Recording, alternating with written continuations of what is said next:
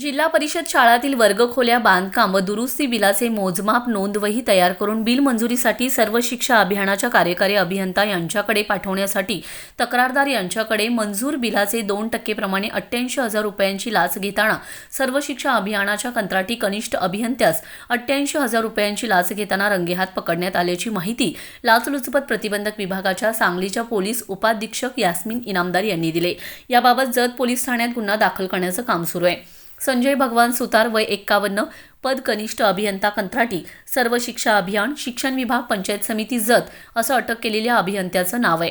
यातील तक्रारदार यांनी मजूर संस्थेमार्फत जिल्हा वार्षिक योजनेअंतर्गत जत तालुक्यातील जिल्हा परिषद शाळातील वर्गखोल्या बांधकाम व दुरुस्ती बिलाचे मोजमाप नोंदवही तयार करून बिल मंजुरीसाठी कार्यकारी अभियंता सर्व शिक्षा अभियान शिक्षण विभाग जिल्हा परिषद सांगली येथे पाठवण्यासाठी तक्रारदार यांच्याकडे लाचेची मागणी केल्याबाबतचा तक्रारी अर्ज तक्रारदार दिनांक 24 फेब्रुवारी रोजी पथकास दिला होता।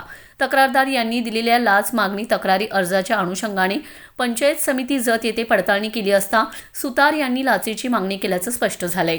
बुधवारी त्यांना जत पंचायत समिती आवारातील विस्तार अधिकारी निवासस्थानाजवळ 88,000 रुपये लाच घेताना रंगेहात पकडण्यात आले।